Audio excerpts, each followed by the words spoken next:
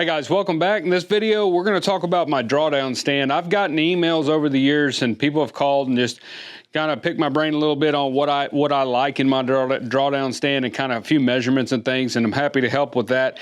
And just kind of thought about it. I've never done a video on really kind of showing you this stand and kind of what all the dimensions are and all that stuff, because a lot of folks, when they get ready to go ahead and dive in and build their first saddle or even do saddle repair, one of the first things is you need to build you a stand to work on, something that you can securely hold the saddle on, or at least set it on, and do your work. And so I'm going to go ahead and do this video. I'm going to show you my stand. It's not fancy. There's nothing pretty about it. It's ugly. It looks like a piece of scrap firewood.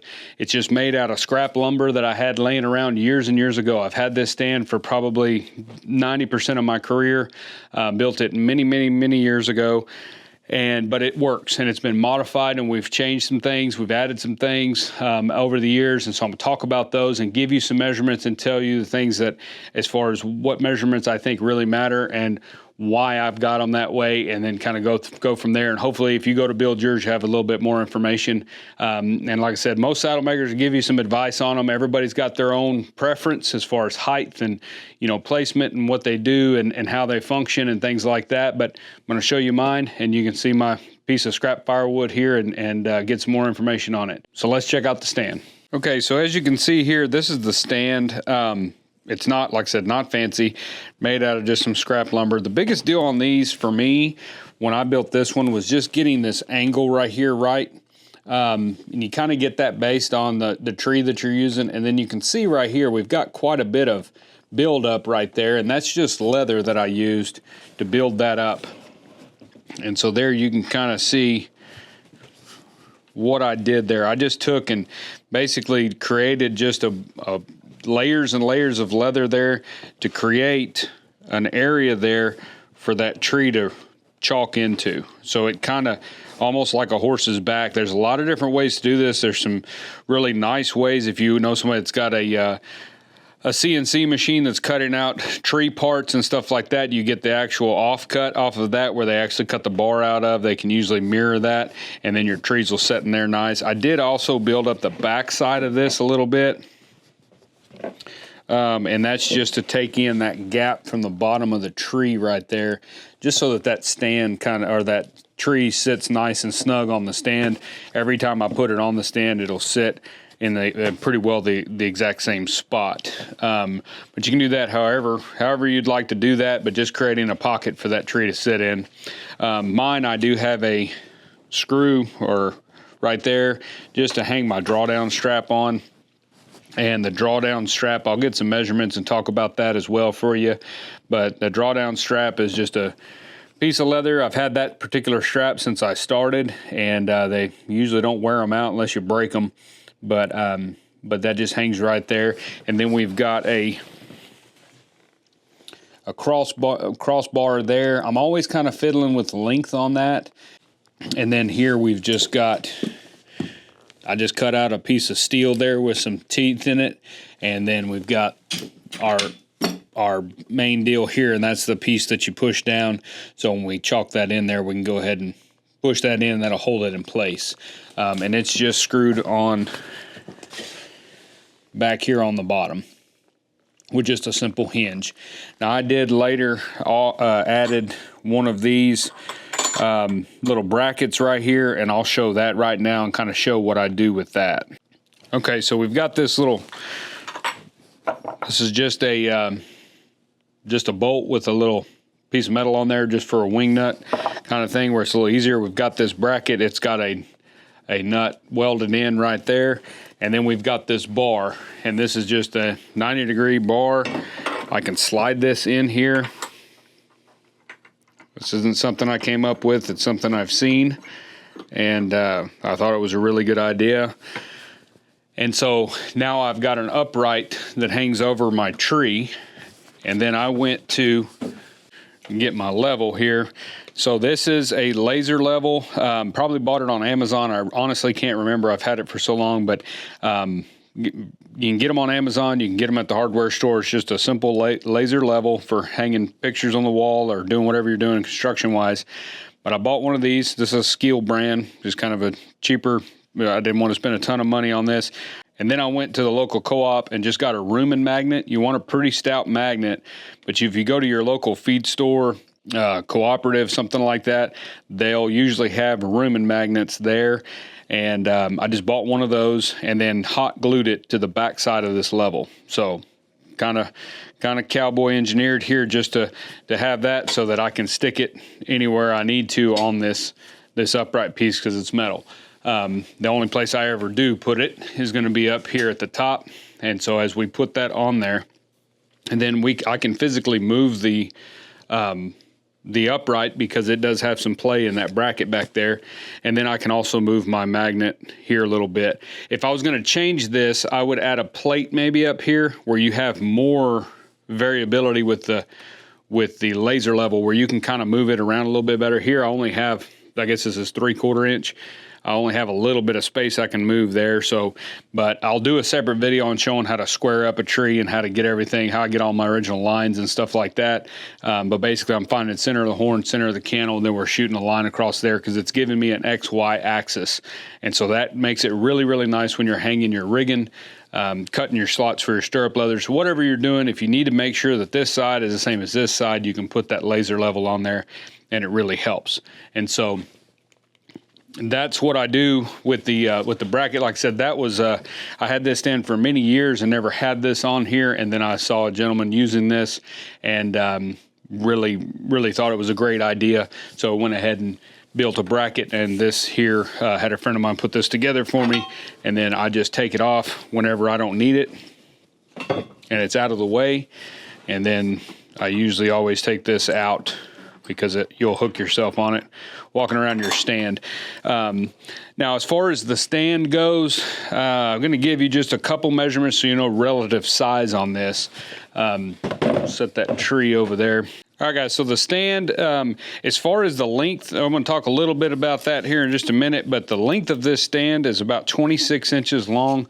I find that that's probably the best length because it's not a whole lot longer than what a finished saddle is going to be.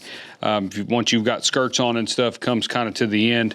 And I'll go ahead and talk about it now. But the reason I want the length to be kind of shorter, my other stand that's over here, it's a little bit longer. And I still use it and work on it, but I don't enjoy it as much as this one because it's kind of long. And if you're working on the backside doing a ground seat, or you're trying to fit your housings, or you're trying to do something, if your stand is longer, it puts the tree further away from you and you're having to lean over the stand to really get where you need to be able to see what you're doing or whatever. So I prefer my stand to be a little shorter this way than what you might think. So about 26 inches I've found is about right. As far as the height of the stand, this is going to be up to you and your height and your comfort level, how you work and what you're doing with your saddles and things like that. So it's going to be a personal preference. Honestly, this stand is probably too short for me, but I've gotten so used to it over the years that I kind of like having it at this height just for the bulk of my builds, just because I'm not working with my arms too high. I feel like it's comfortable to me, but there are times when it needs to be taller. So my other stand over here is actually a little bit taller, so we can kind of bounce back and forth. But the height is completely up to you. But the height of this stand is going to be about 36 inches tall, and so I think that's a good height here, probably good for most folks. Then as far as the width is really going to be determined by a saddle tree width, right? So going to kind of go from there. My width on the top end is 12 inches. The bottom end over here, from here to here, is going to be 18 inches across the bottom. That's because the legs on mine they're not straight up and down. They kind of splay out just a little bit. That gives the stand just a little bit more stability where it's not going to fall over if I'm trying to drag it, move it around or turn it around or something in my area. And then as far as the crossbar, this piece here, this distance, I'm always kind of thinking it maybe needs to be a little bit shorter and a little bit longer. You're going to have to kind of play with that. Some guys probably have that perfect length or width of that. What this is going to do is, if it's too wide, it's not going to pull your seat in tight enough on the jockey. If it's too narrow, it's going to pull it in too much, and it can kind of be a problem. So you want to try to get that happy medium in there. This width here I've used for years, and I've been happy with it. but I'm debating about making it narrower and taking some off of it just to make it just a little bit narrower. But as of today, when posting this video, this crossbar is 36 inches long. And I feel like that might be a hair long, but if I cut it and figure out it works a lot better, I'll let y'all know. I'll update y'all on Monday video or something and let everybody know what that measurement actually ended up being that works better. But that's what we go with. And then again, as far as your this lever in here, you just determine it as you build the deal, however long it needs to be. But this one here is about 29 inches.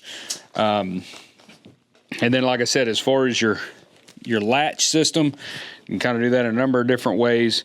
And then as far as the strap, this strap, as you can see, all it is just a heavy piece of skirting leather. I did skive around the outside.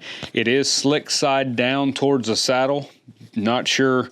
I think everybody probably does that, but I like the slick side down just because the rough out seems to be more like a stain grabber, if you will. And so it seems like I don't ever get a stain in my seats or anything from this, even though it looks kind of shabby and dirty. But if I get some moisture on here or whatever, it's going to hold that better versus here it'll kind of come off.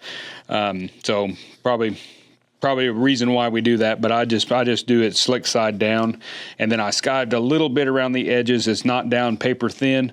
Again, that's kind of a personal preference. You want to take it down thinner, you sure can. But I feel like this strap works really well. The length of this strap from D to D, and I made this strap so long ago, is 36 inches. So this one's 36 inches from D to D on each side. And then at the widest point in the middle, it's about 8.5 inches. So right through here, it's 8.5 inches, and then it comes up to 1.75 inches. And I use just some breeching D's here on mine, but you can use any hardware you want. And I've got a buckle here with a little bit of adjustment so that I can kind of, if I've got a certain tree on here, or maybe it's a built saddle versus an empty tree, I can adjust this distance right here, but from this buckle. And then on the other end of the stand, all I've got is just a strap with a lead rope hook on there. So I got a lead rope snap. You can use just a bolt snap. You can use any snap you want. But I got a lead rope snap, and then I just busted the clip out of it, so it's open. There's no more snap to it, and that way when I come over the top, I can just hook it on my breeching D, and then I can pull that saddle in. So if we're going to put that saddle, like if we're going to put a tree in there, I can throw my strap over the top, hook my drawdown, and then I can push on my lever, and now that tree is attached to my drawdown. And so I feel like that works really good. Like I said, the stand's not pretty, but the stand does work well. There's a lot of different versions out there. There was a couple people making some, I guess a year or so ago, that were really pretty and real nice, and they had more of a contoured top on them, where they spent some time and actually built it up and contoured it all out of wood, as far as I know, and did a really nice job on them, and they look really nice. I also see some folks run a baseboard or a board on the bottom. Instead of having 4 feet, it has a board on the bottom, and I don't know if that's for just helping it to stay more level on different floorings in shops or what, but I find this one works pretty good. I have had to shim it occasionally, and one shop I was at, the floor concrete wasn't really perfect, and so I ended up having to kind of change it up a little bit just so it wouldn't wiggle too much. It's still got a little bit of wobble to it, but anyway, guys, that's the drawdown stand. You know, like I said, build you one of these. It's basically a saddle stand. You just need a crossbar, a lever, cut you out a metal teeth like this to use right there. I've got a new set that somebody gave me. A really nice teeth. I've got those saved back because I do want to build me a nice drawdown at some point. And so I'm working out all the details on what I want to do on those or on that stand. But yeah, you don't have to get all fancy. You don't have to get crazy. Again, there's other ways to do this build up right here in the front. You could definitely do that with something different if you have a better idea, or maybe if you're a woodworker, you probably cut that one whole chunk out of wood, or maybe even cut these top boards out of wood. This whole thing, real quick, because I didn't talk about that, they're all made out of 2x6s. So I made this whole stand out of 2x6s. I think 2x4s would probably be fine, but I had 2x6s kind of laying around. But anyway, that's the stand. Let me know if you get building one, if you got any more questions. Like I said, they're fun. It's fun to build your first drawdown and tweak on it and have something you can build saddles on for going forward and a stand that you can trust. So I appreciate you guys watching. We'll see y'all in the next video.